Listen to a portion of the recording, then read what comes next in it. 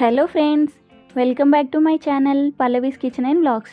ఈరోజు ఎంతో టేస్టీగా ఉండే తోటకూర వెజ్ లివర్ ఫ్రైని ఎలా చేసుకోవాలో చూపిస్తాను. నాన్ వెజ్ తినని వాళ్ళు తోటకూరతో ఇలా లివర్ ఫ్రైని ట్రై చేసి చూడండి, టేస్ట్ చాలా బాగుంటుంది. 2 కట్టల తోటకూరను కాడలతో సహా తీసుకోవాలి. లేతగా ఉన్న కాడల్ని మాత్రమే తీసుకోవాలి. ఈ తోటకూరని 2-3 సార్లు బాగా వాష్ చేసుకొని పక్కన పెట్టుకోవాలి. స్టవ్ మీద ఒక కడాయి పెట్టుకొని తోటకూరని వేసుకోవాలి. అలాగే 2 ఎండుమిరపకాయలు కూడా వేసుకొని ఒక టీ గ్లాస్ వాటర్ని పోసుకోవాలి. ఇప్పుడు ఒక మూత పెట్టుకొని మంటని మీడియం ఫ్లేమ్లో పెట్టుకొని 6 to 8 మినిట్స్ ఉడికించుకోవాలి. 8 మినిట్స్ తర్వాత మూత తీసి చూస్తే తోటకూర బాగా ఉడికింది. ఇప్పుడు తోటకూరను చల్లారనివ్వాలి. తోటకూర చల్లారిన తర్వాత ఒక మిక్సీ జార్లో వేసుకోవాలి.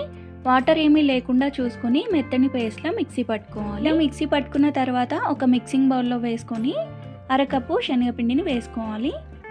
1/2 టీ స్పూన్ కారం, 1/2 టీ స్పూన్ సాల్ట్ వేసుకోవాలి. సాల్ట్ అయితే కొంచెం తక్కువగానే వేసుకోండి. 1/2 teaspoon garam masala, 1/2 teaspoon అల్లం వెల్లుల్లి పేస్ట్, చిటికెడు వంట సోడా వేసుకొని అంతా కలిసేలా బాగా కలుపుకోవాలి. ఇలా కలుపుకున్న తర్వాత ఒక ప్లేట్కి ఆయిల్ అప్లై చేసుకొని తీసుకోవాలి. కలిపి పెట్టుకున్న పిండిని వేసుకొని స్పూన్తో ఇలా స్ప్రెడ్ చేసుకోవాలి.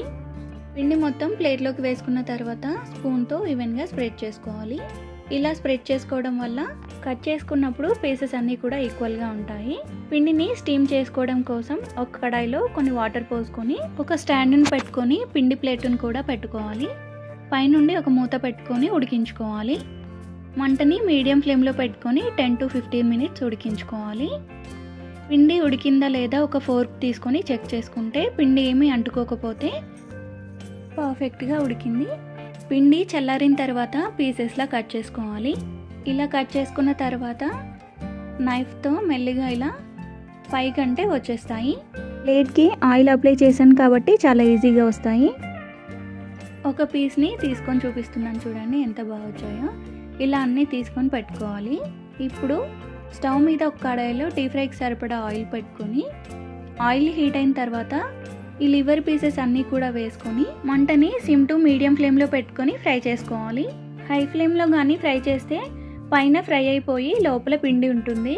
ఒక స్పూన్తో కానీ జాలి గరిటెతో కానీ టర్న్ చేసుకుంటూ ఫ్రై చేసుకోవాలి. ఈ లివర్ పీసెస్ లైట్గా కలర్ చేంజ్ అవుతాయి. ఆయిల్లో కొంచెం నురగ అనేది తగ్గిన తర్వాత తీసేయాలి. ఇలా అన్ని పీసెస్ని ఫ్రై చేసుకొని పక్కన పెట్టుకోవాలి.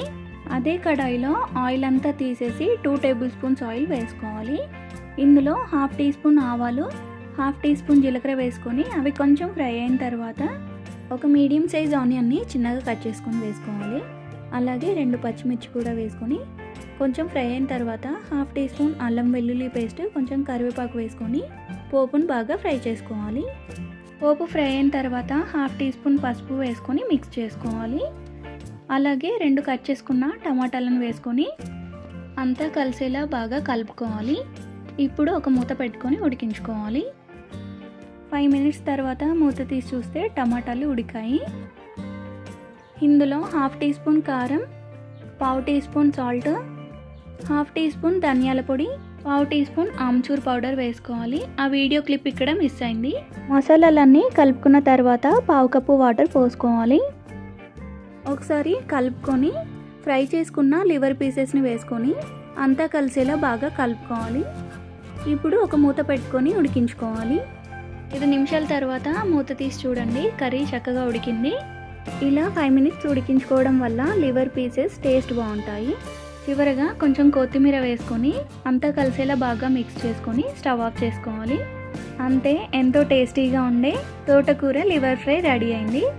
ఈ లివర్ ఫ్రై పర్ఫెక్ట్గా రావాలంటే కొన్ని టిప్స్ చెప్తాను. తోటకూర పేస్ట్లో శనగపిండి ఎక్కువ వేసుకోవద్దు, అలాగే సాల్ట్ కూడా తక్కువ వేసుకోవాలి.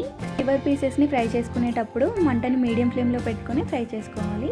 ఈ టిప్స్ని ఫాలో అవుతూ లివర్ ఫ్రైని ట్రై చేసి చూడండి, చాలా బాగా వస్తుంది.